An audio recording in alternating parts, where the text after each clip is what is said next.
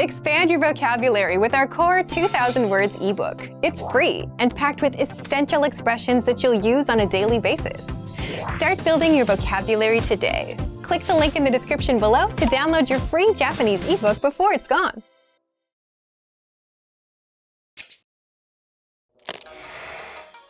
Imagine, you'll be eating dinner at your Japanese friend's home. How can you use polite table manners? こんにちは、リサです。Lisa here. Anyone can learn how to politely eat a meal in Japan. In this lesson, you learn how. Ben is sitting at the dining table with Taichi and his mother. Let's watch. さあ、どうぞ、食べて。いただきます。いただきます。味噌汁、おいしいです。よかった。ベン君、ご飯茶碗を持って食べてね。あ、はい。Now, with English. さあ、どうぞ、食べて。いただきます。いただきます。味噌汁、おいしいです。よかった。ベン君、ご飯茶碗を持って食べてね。あ、はい。Here are the keywords and phrases you need.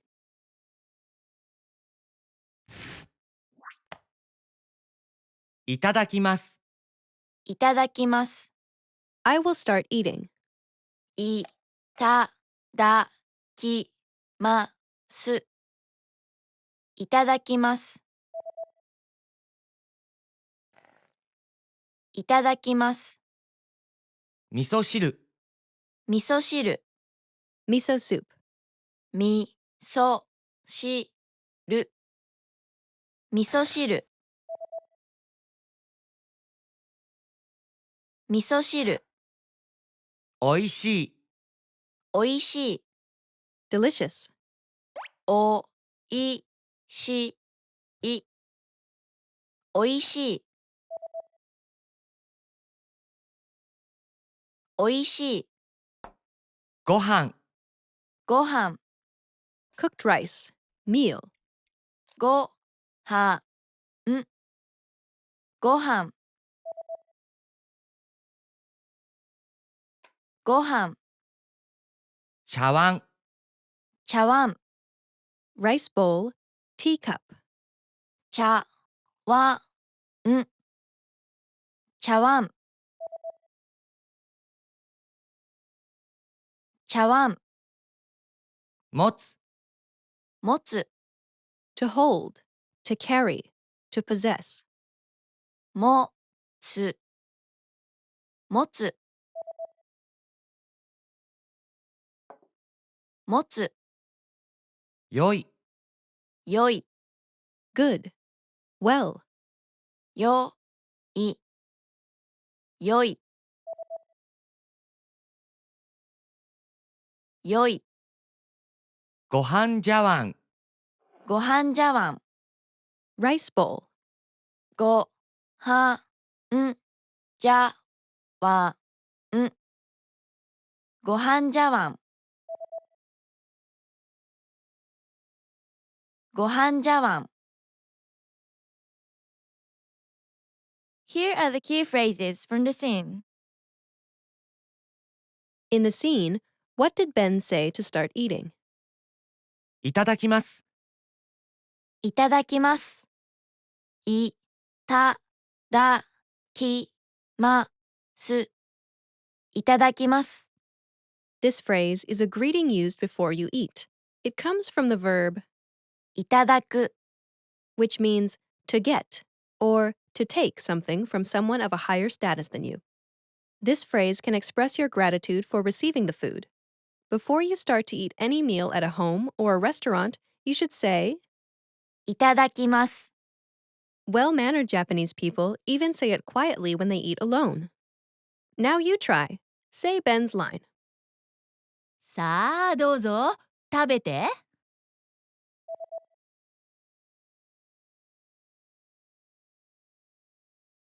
いただきます。 How did Taichi's mother respond to Ben's compliment? よかった。よかった。よかった。よかった。This is the equivalent to the "that's good" or "great" that you would say when you hear something good. よかった。Is the past tense of いい or 良い。 meaning good. いい Is the colloquial form of 良い。 and it's used in the simple non-past form in casual conversations, as in 天気がいい。 the weather is good, いい本。 good book. For the other forms, it conjugates in the same way as 良い。 conjugates. So よかった。 is the past tense of いい or 良い。 and it literally means it was good. When you hear good news, you can say よかった。 to mean good to hear. Now you try. Say Taichi's mother's line after Ben's compliment. 味噌汁、美味しいです。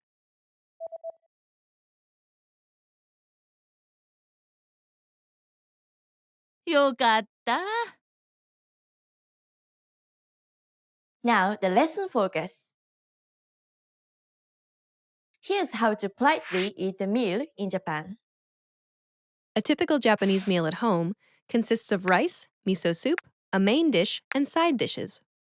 It is typically laid out with the rice bowl placed by your left hand and the soup bowl placed by your right hand. There's a Japanese word for a set of rice, miso soup, and 3 dishes. 一汁三菜。 Traditionally, it's said that this kind of set is a well-balanced meal. Do you know what order you should eat these things in? The traditionally polite way of eating is not to keep eating one thing until you finish it. Instead, you should try to move from dish to dish, only eating one bite of each before alternating. The goal is to generally eat everything at the same pace. Many people don't know that it's good manners to hold the bowl when you eat rice or miso soup. Put your thumb on the edge of a bowl and use the other fingers under the bottom to hold it. Leaving the bowl on the table and hunching over when you eat rice is not good manners in Japan. Also, you shouldn't put your mouth on the bowl and shovel rice into your mouth. However, when you have miso soup, you can put your mouth on the bowl and sip soup directly without using a spoon. Now it's time to practice your new ability. You're at your friend's home, and you're going to have dinner with their family. Ready? Here we go. Dinner is ready, and it's time to start eating. What do you say?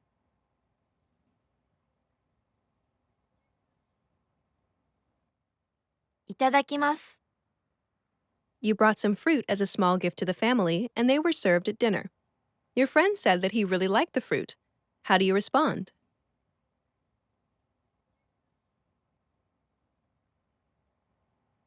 よかった。 Great job! いただきます。よかった。よくできました。Now, watch the scene one more time. After that, you're ready to enjoy your typical Japanese meal at home. じゃあまたね。さあどうぞ食べて。いただきます。いただきます。味噌汁、美味しいです。よかった。ベン君、ご飯茶碗を持って食べてね。あ、はい。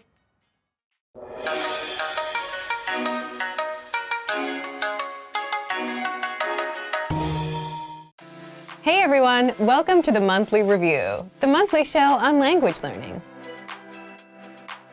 where you discover new learning strategies, motivational tips, study tools, and resources. By the way, all the lessons and bonuses you're about to see can be downloaded for free on our website.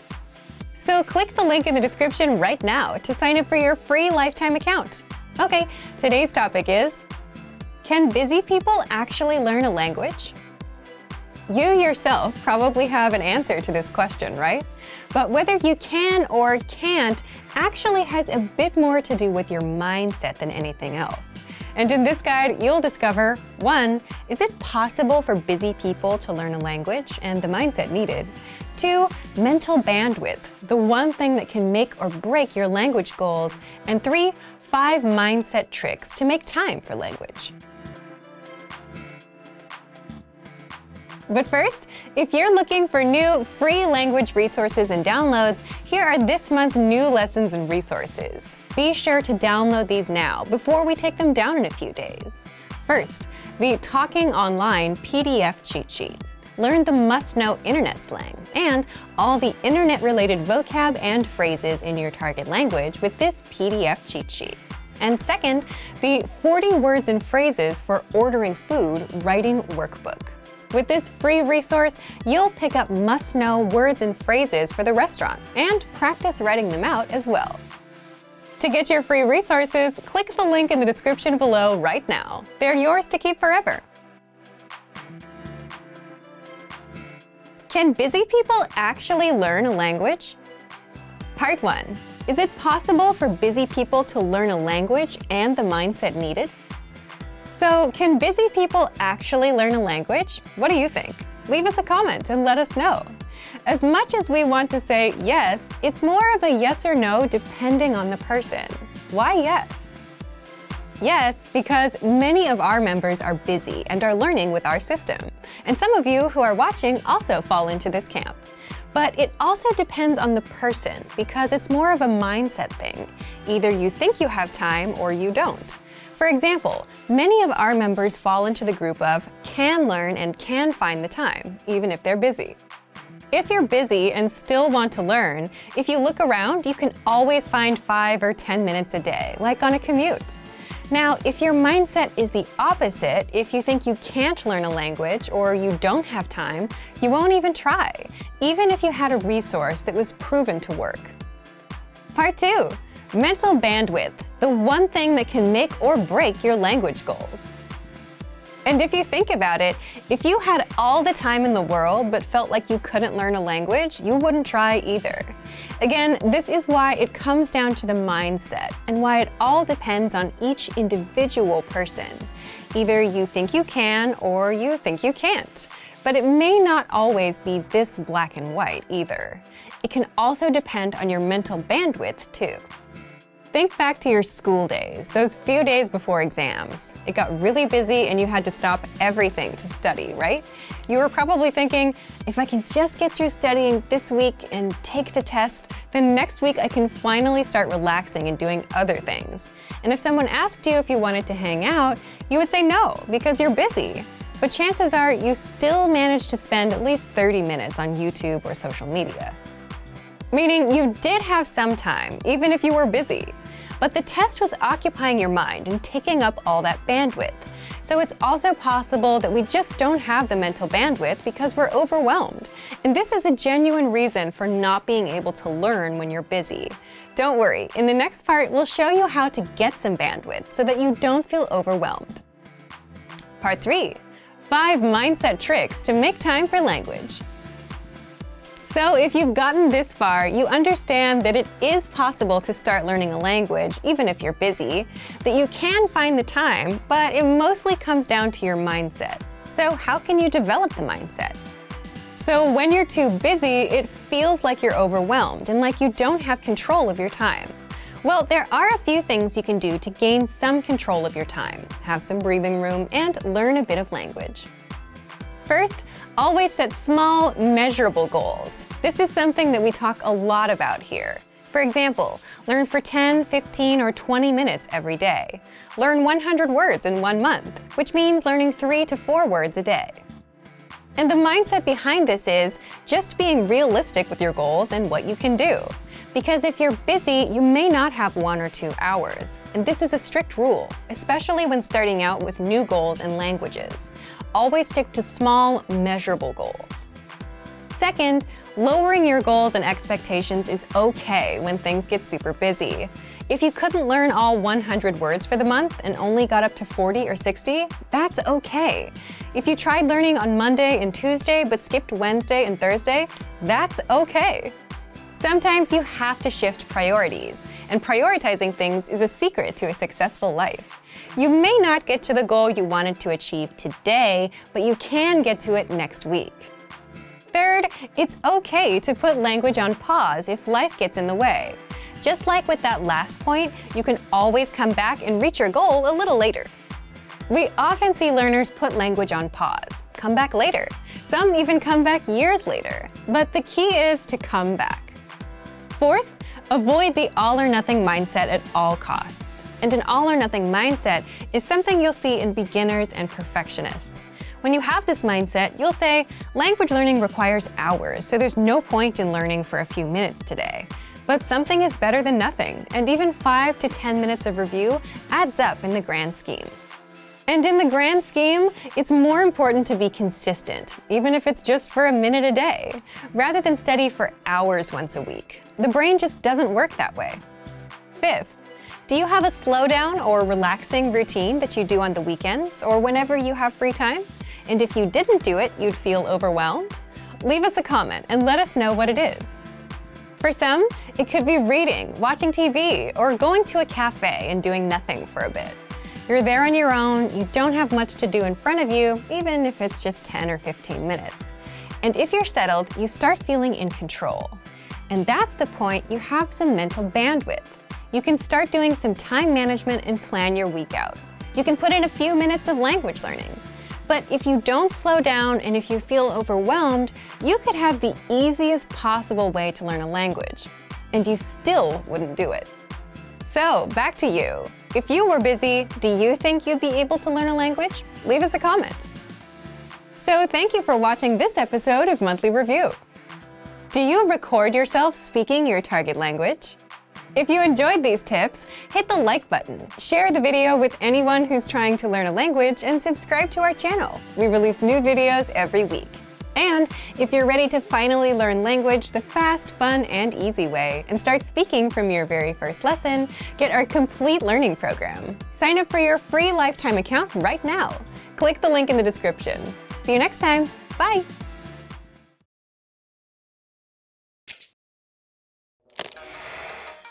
Imagine you're eating dinner with your Japanese friend's family. You remember hearing about good and bad chopstick manners, but forget which is which. What should you do? こんにちは、Lisa です。Lisa here. Anyone can learn how to use chopsticks properly. In this lesson, you learn how.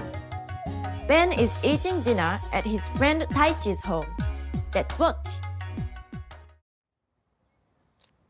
ベンはお箸が上手ですね。ありがとうございます。この箸置き、きれいですね。ありがとう。太一、ダメ。それは寄せ箸。悪いマナーですよ。Now with English. ベンはお箸が上手ですね。ありがとうございます。この箸置き、きれいですね。ありがとう。太一、ダメ。それは寄せ箸。悪いマナーですよ。Here are the keywords from the scene.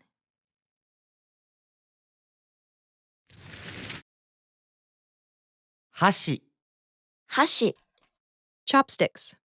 箸、箸、箸、上手、上手、 Skilled. Good at. 上手、上手、上手、箸置き、箸置き、 Chopstick rest. 箸置き、箸置き、箸置き、ダメ、ダメ、 Useless. No good. ダメ、ダメ、ダメ、寄せ箸、寄せ箸 Drawing a plate towards yourself with your chopsticks. 寄せ箸寄せ箸寄せ箸悪い、悪い Bad. 悪い悪い悪いマナマナ Manners. Etiquette. ーマナーマナーマナー Here are the key phrases from the scene. In the scene, what did Ben say to compliment the chopstick rest? ー。この箸置き、きれいですね。Let's take a look at the sentence ending particle. ね This makes a tag question. In this case, it means, isn't it? この箸置ききれいですね This chopstick rest is beautiful, isn't it? When you add this sentence ending particle, you can imply that you are asking the person you're talking to for their agreement, like a tag question. So, when you eat something good with your friend and want to ask if they agree, you say, 美味しいですね It's delicious, isn't it? Now you try. Say Ben's line. ありがとうございます。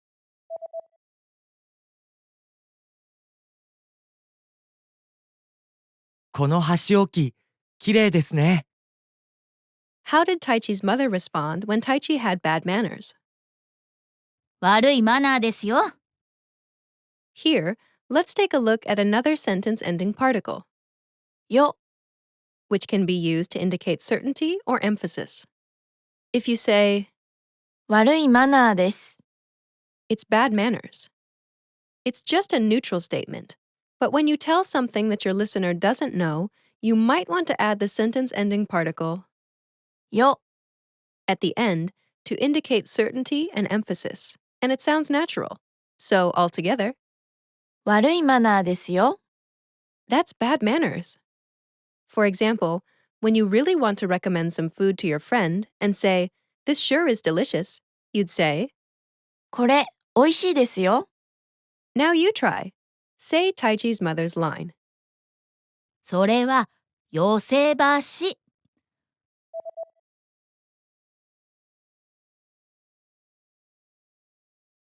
悪いマナーですよ。 When Taichi's mother saw him pulling a plate towards him with his chopsticks, what did she say to tell him to stop? ダメ。ダメダメダメ No good. It's commonly used in casual conversation when you want to tell someone not to do something. So, if your friend asks you if it's okay to use your car, what do you say to tell them no? ダメ Now you try. Say Taichi's mother's line. 太一。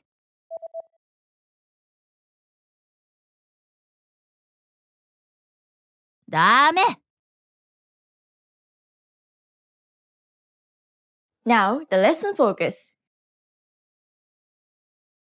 Here's how to use chopsticks properly. This is the proper way to hold chopsticks. Let's see how to do this step by step. Step 1. Put the first chopstick on the crook of your thumb and on the tip of your fourth finger. Step 2. Hold the other chopstick with your thumb, index finger, and the middle finger, like you hold a pen. Step 3. Move only the top chopstick to meet the other one and pick up something. You don't hold them like this. This is called. 握り箸 This is another bad way of holding them, which is called. バッテン箸 Now you can hold chopsticks properly, but it's not enough.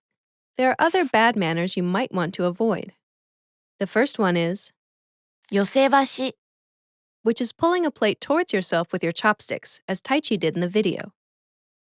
The next one is, 合わせ箸 which is when you touch your chopsticks to another person's chopsticks to pass and receive food. These acts are mainly performed at funerals when people pick up the remains after a body has been cremated. Because of this, people think it is unacceptable behavior for a dinner table.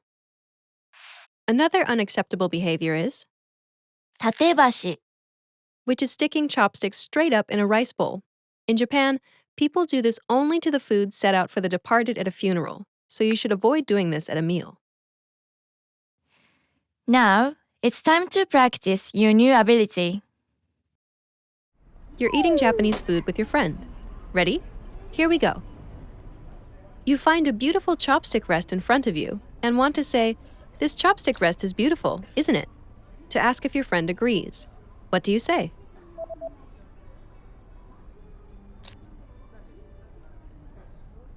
この箸置き、きれいですね。 When you see your friend acting rudely with chopsticks, how do you tell him not to do that?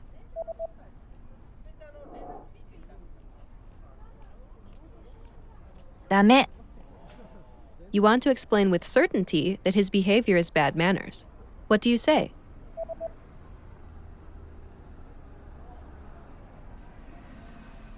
悪いマナーですよ。 Great job! この箸置き、きれいですね。ダメ。悪いマナーですよ。よくできました。Now, watch the scene one more time. After that, you're ready to politely use chopsticks in Japan. じゃあまたね。ベンはお箸が上手ですね。ありがとうございます。この箸置き、きれいですね。ありがとう。太一、ダメ。それは寄せ箸。悪いマナーですよ。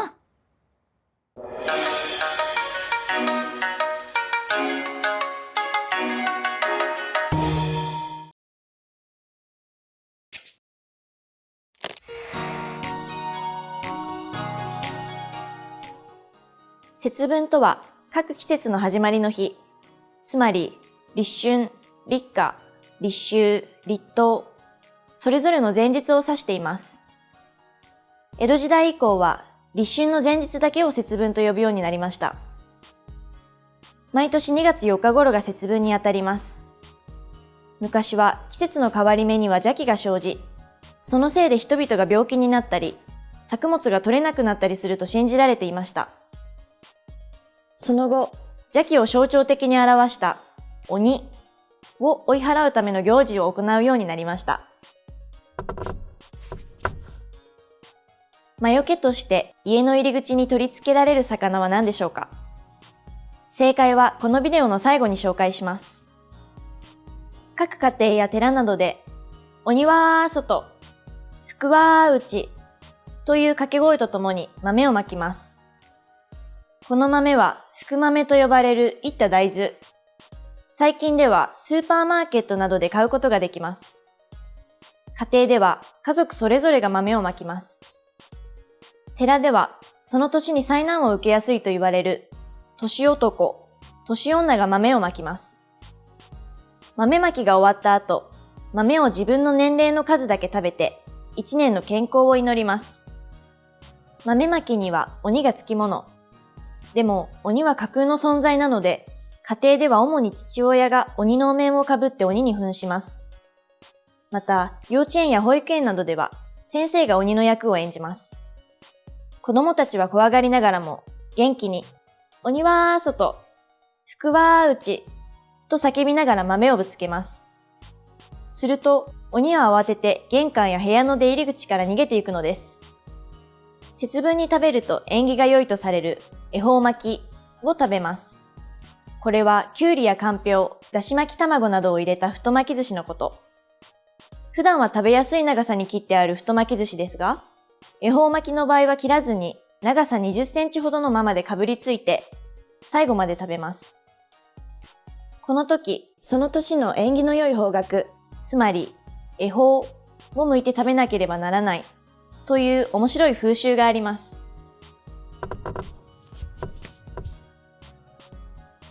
豆まきの時の掛け声は通常、鬼は外、福は内ですが、福は内、鬼は内という地域もあります。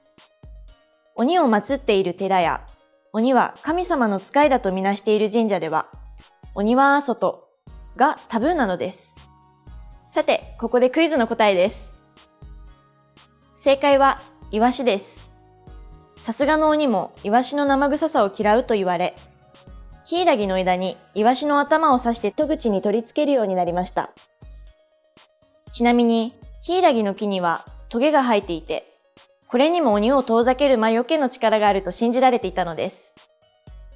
鬼と聞くと怖い存在ですが、私たちと同じように、臭いものや痛いものを嫌がると聞くと身近に感じられますね。いかがでしたか？初めて知ったことはありましたか？皆さんの国で節分と似たような行事はありますか？ぜひ JapanesePod101.com のコメント欄で教えてくださいね。それではまた。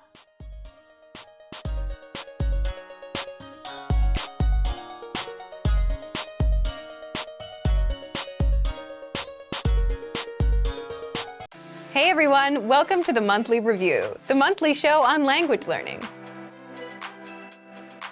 where you discover new learning strategies, motivational tips, study tools, and resources.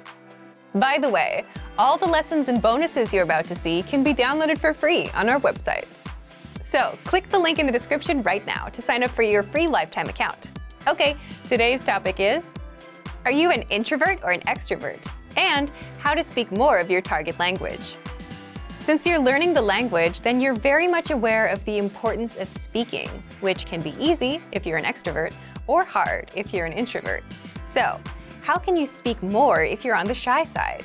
Keep watching this month's episode. You'll discover who learns faster, extroverts or introverts, why learning a language can help you become more extroverted, and 5 ways to speak more, even if you're an introvert.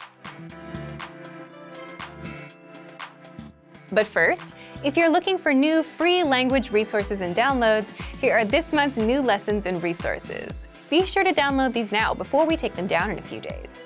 First, the Sport and Exercise Conversation Cheat Sheet.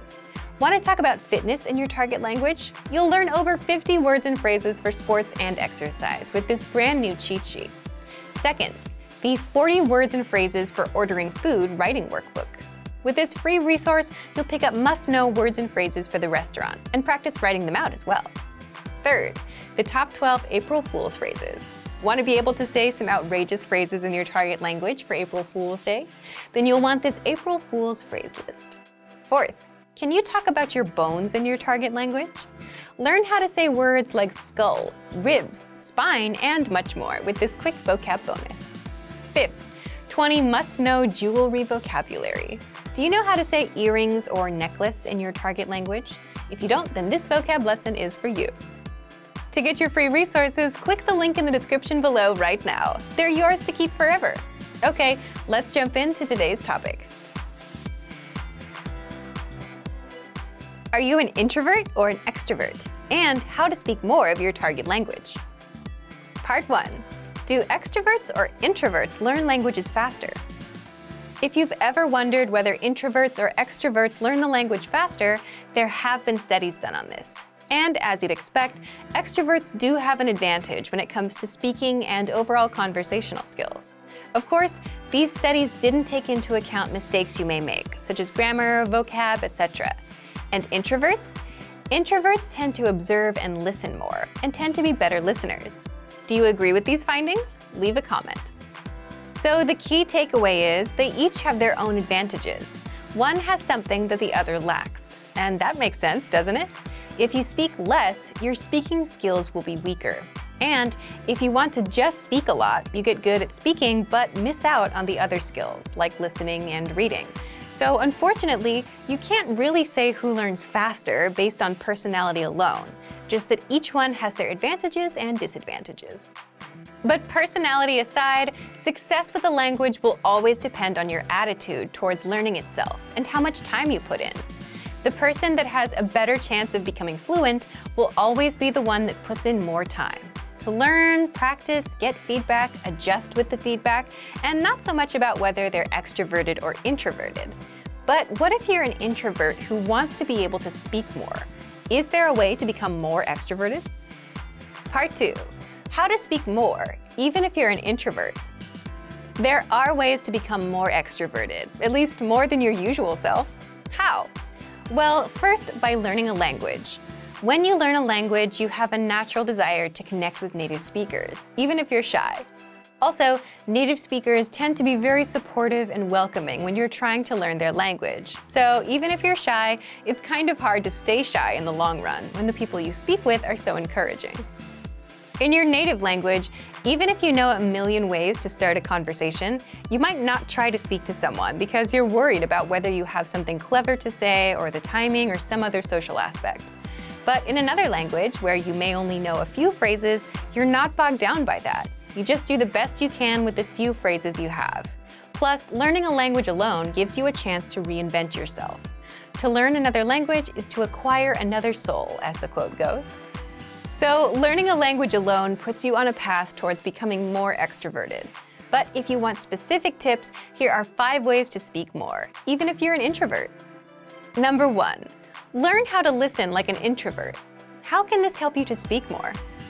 Introverts tend to listen more, and the better listener you become, the better questions you can ask, which results in a more meaningful conversation, which also means more speaking time for you.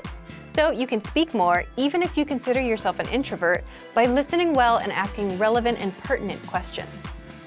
By the way, if you want to learn how to ask questions, then check out our top 25 questions you need to know, where you'll learn all about what to ask and answer regarding the most common conversational questions. Number 2, increase speaking time and confidence through experience. Simply put, the more experiences you have in life or experience with certain topics, the more knowledgeable you become. And as your life or work experiences grow, so will your audience. You'll find people coming to you to talk to you. It could be about business, travel, or just your own life stories. If a conversation is about France, and if you've been to France, the conversation will gravitate towards you. Having all that experience makes things easy for you as an introvert. People will come to you, so you don't have to find them. For a language learner, the tricks are to 1. Be knowledgeable about something, and 2.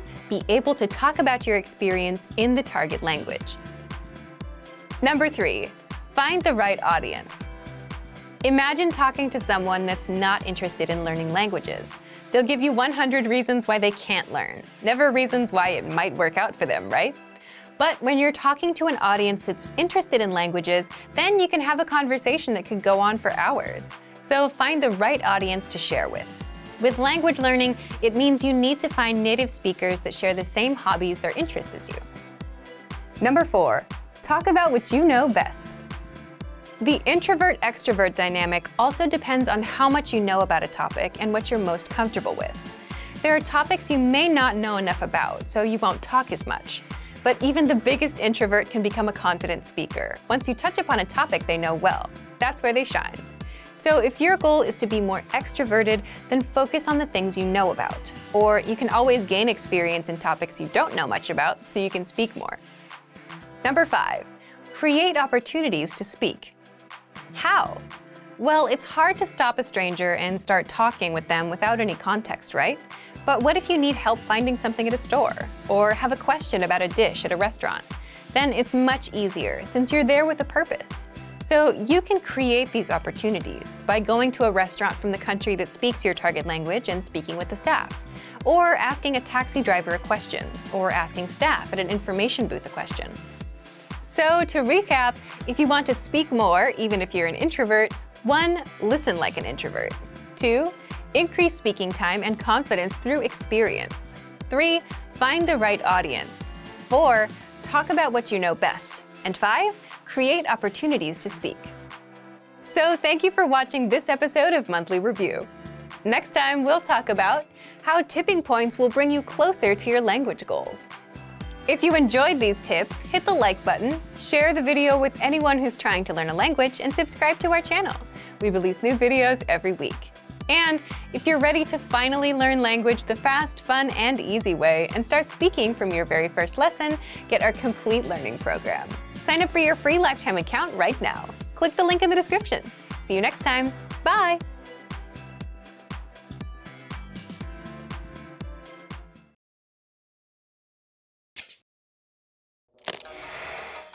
Imagine You're on a packed train in Tokyo. You want to get off, but can barely move. What do you say? こんにちは、リサです。Lisa here. Anyone can learn how to ride a train in Tokyo. In this lesson, you learn how. Ben is on his way to his friend Taichi's house. Let's watch.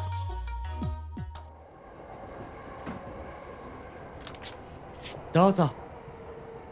ありがとうございます。次は新宿。すみません。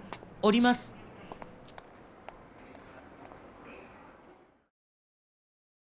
Now with English.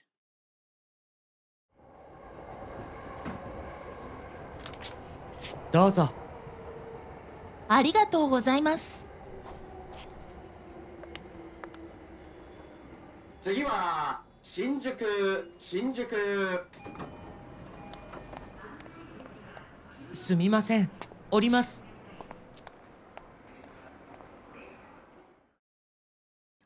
Here are the keywords from the scene.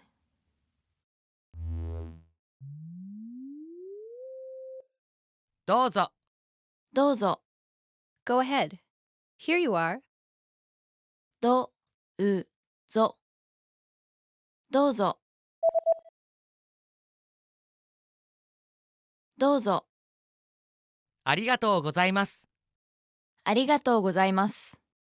Thank you very much. ありがとうございます。ありがとうございます。ありがとうございます。すみません。すみません。 Excuse me. Sorry. すみません。すみません。すみません。降りる。降りる。 To get off.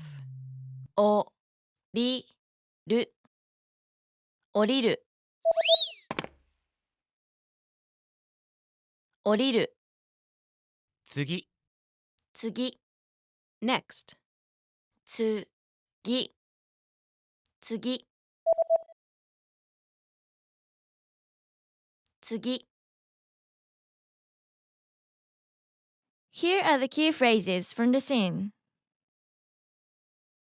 In the scene, what did Ben say to offer his seat to the woman? どうぞ。どうぞ。どうぞ。どうぞ。 This phrase literally means please. It's used anytime you are letting someone go ahead of you to mean after you. Or it can be used to offer something to someone, as in, here you are, like we saw in the scene. Now you try. Say Ben's line.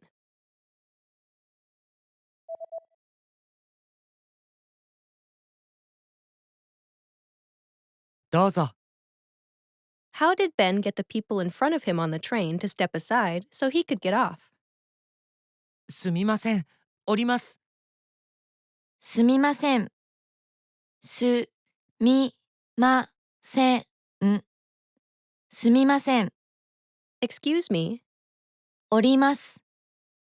降ります。降ります。 I'm getting off. すみません。降ります。 Excuse me, I'm getting off. You will often hear people just say, 降ります。 which is enough. Let's break this word down.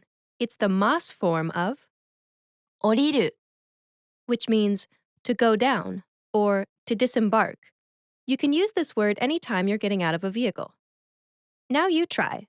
Say Ben's line to get out of the train.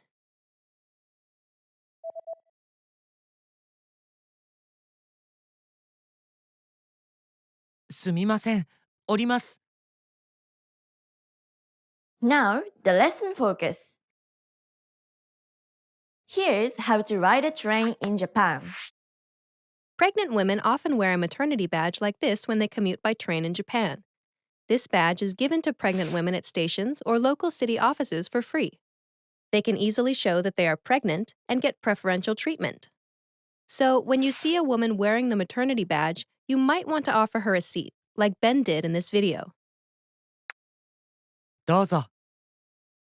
If you're ready to get off the train, but there are a lot of people between you and the door, you would say, すみません。降ります。 then other passengers will try to make space for you to get out. People standing near the door often get off for a moment and wait outside the train. On the other hand, if you are the one standing near the door of a crowded train, be sure to step onto the platform when the doors are open so the people behind you can get out. There are a few more manners you might want to know about when you get on a crowded train. The first one is to hold your backpack in front of you so you can control it more easily. The next one is to be careful of your headphone volume. You don't want to bother other people around you with the noise from your headphones. The last one is for men only. Be aware of women-only cars. Some trains have women-only cars during rush hours. The women-only cars should have stickers like this and are usually at one end of the train. Accidentally getting on a women-only car is one of the most common and embarrassing mistakes foreign men make. Now, it's time to practice your new ability. You're sitting on a train in Tokyo to go to Akihabara. Ready? Here we go. You see an elderly man and want to give him your seat. What should you say as you stand up?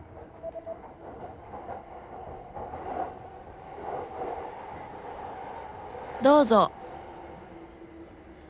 You've arrived at Akihabara, but you're stuck in the back of the train.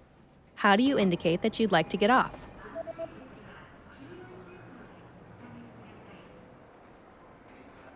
すみません。降ります。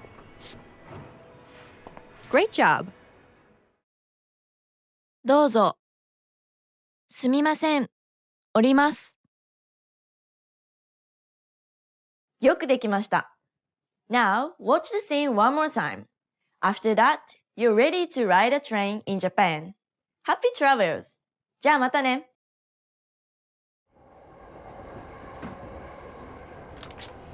どうぞ。ありがとうございます。次は新宿。すみません。降ります。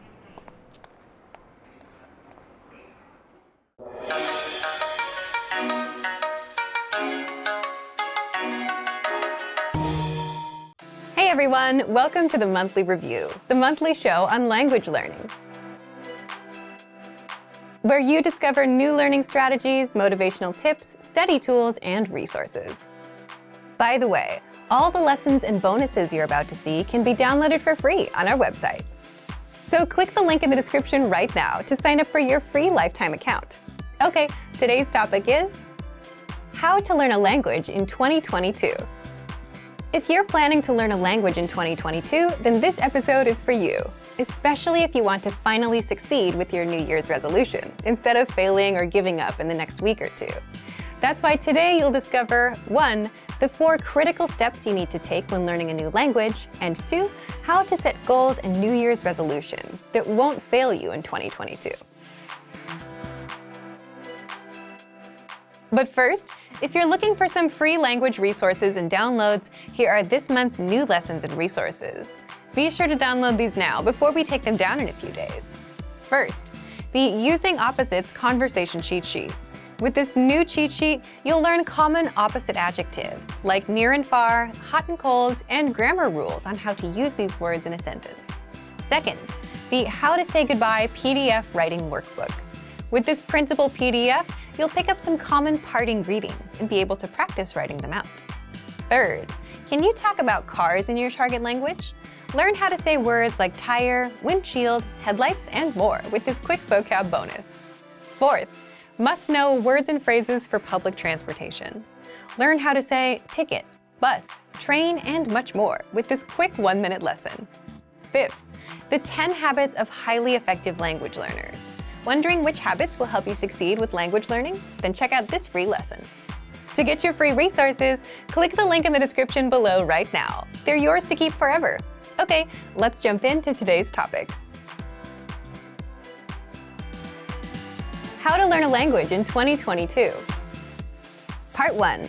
The 4 critical steps you need to take when learning a new language. Every time you start a new language, you should start with 1. Goals, 2. Anchor points, 3. Grammar, 4. Reading. What are these 4 steps, and why do you need them to succeed with language learning? Let's jump in. The first one is goals. Everything starts with a goal, but your goal itself can also lead you to failure if you don't set it the right way. So more specifically, you need to set small, measurable monthly goals instead of just, I want to learn a language and be fluent this year. We'll cover goals in the second part of this episode, so stay tuned. After goals, the second step is setting anchor points. What are anchor points? Imagine a small ship in the middle of a big lake. It's windy, lots of waves, and the ship is bobbing up and down, drifting all around. What would you use to stop the ship from drifting away? An anchor. And just like an anchor keeps the ship in place, anchor points keep you from drifting away from your language. So an anchor point is a connection to the language that keeps you attached to the language and motivated to learn the language. One great example is language school. Imagine you signed up and paid thousands of dollars up front. Paying that much would motivate you to make the most of your time there. It's also a big commitment, one that you can't easily back out of. And school dictates your schedule. You have to wake up early, you have to do homework. Your life revolves around the classes. And as such, language school and the language itself become anchor points that your life revolves around. Anchor points can also be family or a partner that speaks the language you're learning. You're around them, you're exposed to the language, so your motivation to learn gets a bit stronger. Buying a language learning program or textbook are also examples of good anchor points. You invested your hard-earned money, which means you're serious about learning. Plus, you want to make sure your investment doesn't go to waste, so you're more motivated. If you're wondering if you have any anchor points, you already have at least one. You're watching our lessons on YouTube. But the more anchor points you have, the stronger your motivation will be. So if you're into music or TV shows in your target language, those can serve as anchor points too. These are things that connect you to the language and add a bit of motivation to learn more, or at the very least, understand what you're watching or listening to. We covered goals and anchor points. What's next? The third step is you must have a good grasp of grammar of your native language. Now, you might wonder, if you're learning a new language, why focus on your native language? Well, as native speakers, the problem is we know what good grammar sounds like, but we can't explain how or why our language works the way it works. So if you don't have a good grasp of grammar, the backbone or the rules of a language, then you'll have a tough time learning a new language. You'll jump in and start learning words and phrases, but you'll never learn how to put them together and make sentences. That's a common problem beginners have. Now, if you already know the grammar of your native language, how do you apply that to your target language? For example, if you're an English speaker, and if you know that English sentences follow the subject, verb, object pattern, and if you know that languages have specific sentence patterns, then you'd go look at patterns. Then you'd have a good idea of how to create your own sentences, instead of learning random words first. Finally, the fourth step is reading. Reading is good simply because you can do it anywhere, anytime, and without a teacher. It's a skill you can get started on day one, on your own. Reading also tends to spill over into other areas. The more you read, the more words and grammar rules you come across, so you boost your vocabulary and grammar, which can seep into speaking and listening. If you read out loud, you're practicing 2 skills at once. Now, we've covered what you need: goals, anchor points, reading, and grammar. Setting anchor points, knowing your own grammar, and reading are simple enough, but how do you set goals that don't lead you to failure? Part 2. How to set goals and New Year's resolutions that won't fail you in 2022. The goal that you set can make or break your language learning journey. So setting the right goals makes all the difference between success and failure. Just think about all of the common New Year's resolutions. What comes to mind? Goals like, I want to be fluent someday. I want to speak the language. I want to lose weight. I want to save more money. These big, vague goals often lead to failure because you simply have no idea how to approach the goal and you don't know what you're aiming for. Instead, your goals should be small, measurable, and monthly. For example, speak 1 minute of conversation by the end of the month. Learn 100 words by the end of the month. Finish Chapter 1 of your language textbook by the end of the month. If you're using our program, finish 20 audio lessons by the end of the month. All of these are small and specific. 1 minute, 100 words, 1 chapter, 20 audio lessons. This means that they're easy to reach, unlike something vague like fluency. They're also measurable. You know when you reach 1 minute. You can check if you know all 100 words or if you finished all 20 lessons. If you aim for fluency, you won't know when you hit it. It's too vague and too big of a goal, and it may take years to hit. Finally, all of these goals have a deadline, the end of the month. That would mean January 31st of this year. Deadlines give you a clear date to aim for, and without one, you'll forever be floating around without much progress. So set a deadline for the end of every month. So now that you know how to set small, measurable monthly goals, leave us a comment. What's your small, measurable monthly goal, and what's the deadline? So thank you for watching this episode of Monthly Review. If you enjoyed these tips, hit the like button, share the video with anyone who's trying to learn a language, and subscribe to our channel. We release new videos every week. And if you're ready to finally learn language the fast, fun, and easy way and start speaking from your very first lesson, get our complete learning program. Sign up for your free lifetime account right now. Click the link in the description. See you next time. Bye!1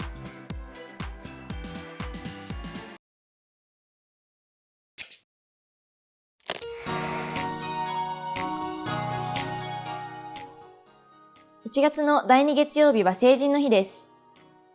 日本では法律的に20歳になると大人とみなされます。この祝日は20歳になった若者をお祝いし、励ます日です。現在の成人のお祝いは終戦後間もなく行われた青年祭がルーツと言われています。これは戦後の社会で若者たちに明るい希望を持たせ、励ますために埼玉県で行われました。成人の日は現在1月の第2月曜日ですが、1999年まではいつだったでしょうか？正解はこのビデオの最後に紹介します。この祝日には各自治体で成人式が行われます。20歳となる若者たちは市民ホールなどに集まり、市長や町長などから祝辞を受けたり、記念品を授与されたりします。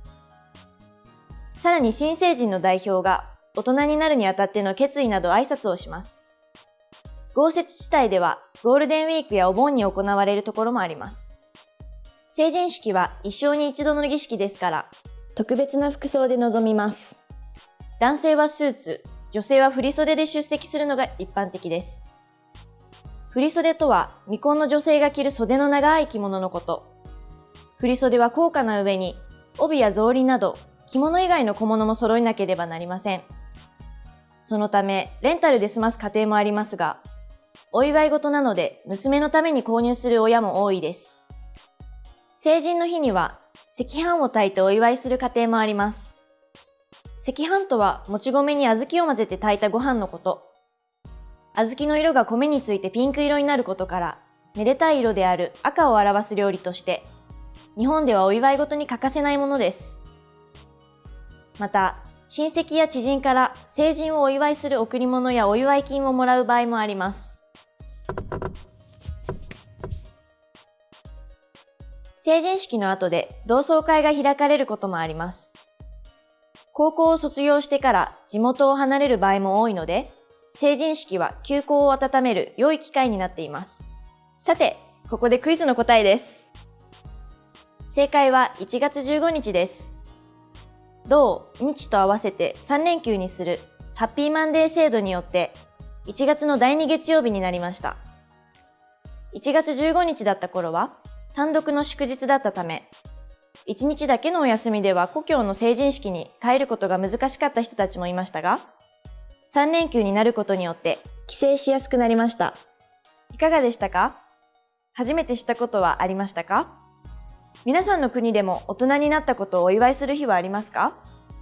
ぜひ japanesepod101.com のコメント欄で教えてくださいね。それではまた。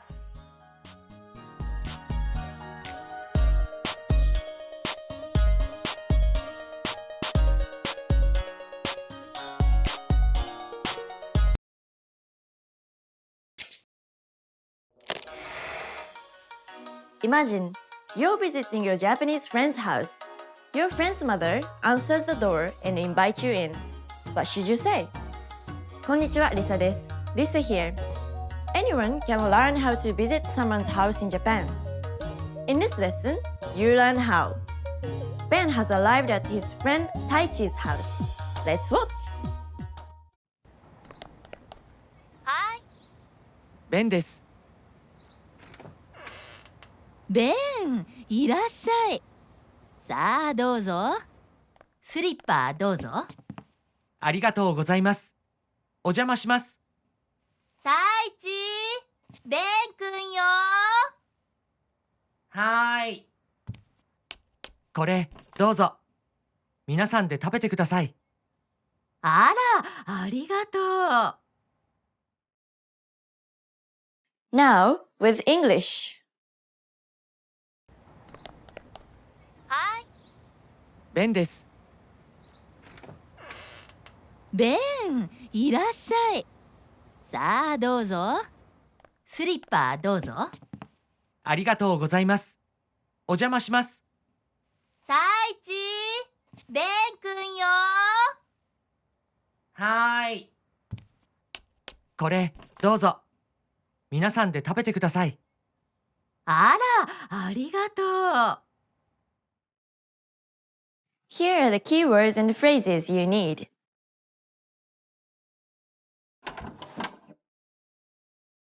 いらっしゃい。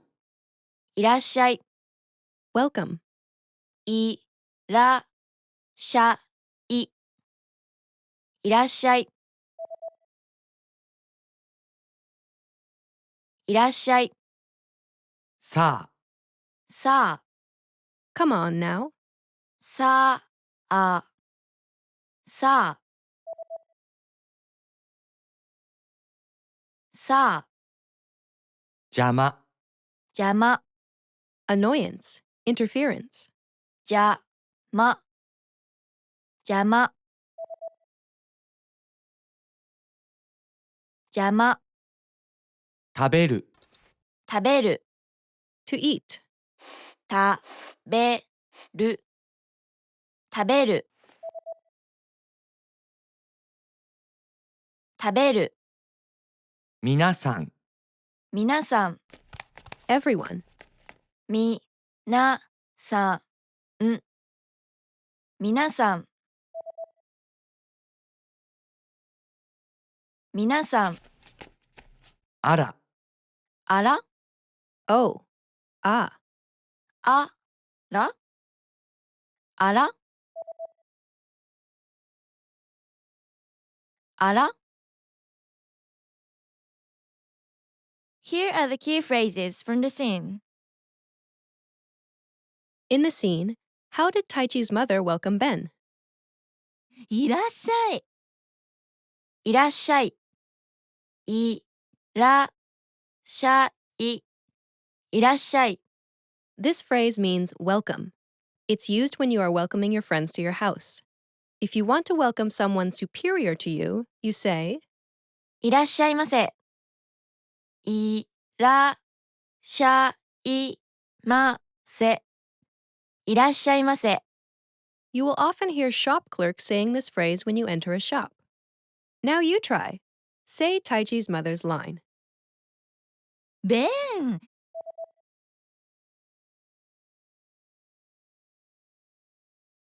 いらっしゃい。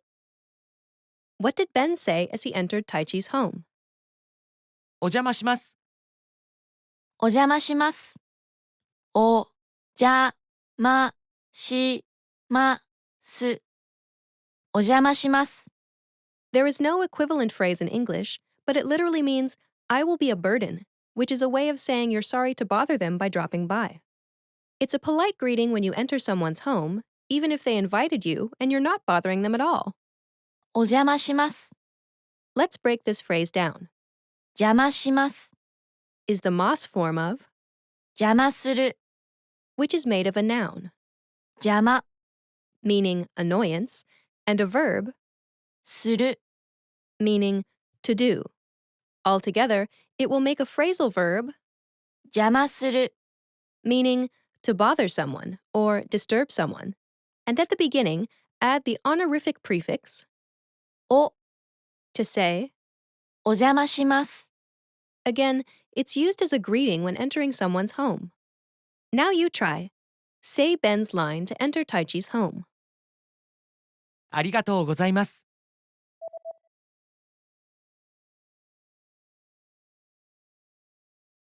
お邪魔します。 What did Ben say when he gave a small gift to Taichi's mother? これ、どうぞ。これ、どうぞ。これ、どうぞ。これ、どうぞ。 It means, please take this one. You can use this expression when you give a small gift to someone. Let's break this phrase down. これ、 Means this. どうぞ。 Its basic meaning is please, and it can be used to mean please take it when you offer something to someone. Altogether, we have これ、どうぞ。 please take it. So, if you want to mention what you are offering specifically, for example, tea, rather than just saying this, you can say, お茶、どうぞ。 please have some tea, or would you like to have some tea? Now you try. Say Ben's line when he is giving a small gift to Taichi's mother.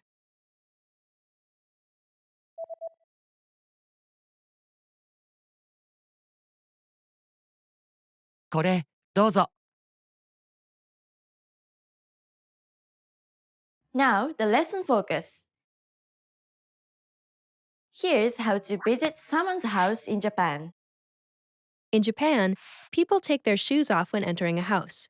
When you visit someone's house in Japan, make sure to take your shoes off at the entrance. Also, you might be offered indoor slippers at the entrance, just like how Taichi's mother offered Ben slippers. スリッパどうぞ。 These are indoor slippers. Keep in mind that there will usually be different slippers to change into when you enter a bathroom or veranda, so don't go to those places with your indoor slippers. When taking off shoes and putting on slippers, what did Ben say? お邪魔します。 This is a common phrase used when entering someone's home. This is the polite version. If you want to say it more casually, like when you visit your very close friends, you can just say, お邪魔。 Also, when you are invited to someone's house, you might want to bring a small gift. Usually, it would be something to eat, such as sweets or fruits, and the price range would be around 3,000 yen. This would vary depending on your age or the situation. When you hand it to your host, you say, これ、どうぞ。 make sure to hold it with both hands. If it's in a paper bag, it's polite to take it out of the bag and then give it to them. Now, it's time to practice your new ability. You're visiting your friend's house. Ready? Here we go. You've just entered the house. What should you say as you take off your shoes?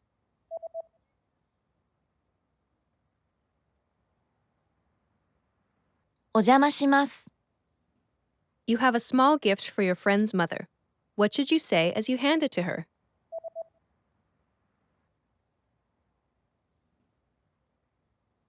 これ、どうぞ。 Great job! お邪魔します。これ、どうぞ。よくできました。Now, watch the scene one more time. After that, you're ready to visit your Japanese friend's house. じゃあまたね。はい。ベンです。ベン、いらっしゃい。さあどうぞ。スリッパどうぞ。ありがとうございます。お邪魔します。太一、ベンくんよ。はーい。これ、どうぞ。皆さんで食べてください。あら、ありがとう。